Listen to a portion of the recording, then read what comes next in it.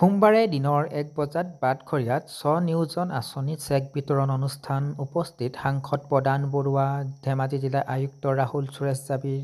সোমবাৰে ধেমাজি বিধানসভা সমষ্টিৰ অন্তৰ্গত বাটঘৰিয়াত সোণোৱাল কছাৰী স্বায়ত্ব পৰিষদৰ ২৪ নং বাটঘৰিয়া সমষ্টিৰ উদ্যোগত ২৫ বৰ্ষ সোণোৱাল স্ব-নিয়োজন আঁচনি চেক বিতৰণ অনুষ্ঠান অনুষ্ঠিত কৰা হয়।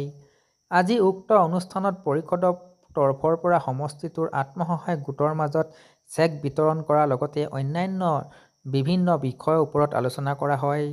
আজি উক্ত অনুষ্ঠানত সাংসদ প্ৰদান বৰুৱা, জিলা আয়ুক্ত ৰাহুল সুৰেশ জাবিৰৰ লগতে অঞ্চলটোৰ একাংশ জ্যেষ্ঠ গণ্যমান্য ব্যক্তিসকল, ৰাইজসকল, আত্মসহায়ক গোটৰ মহিলাসকল উপস্থিত থাকে।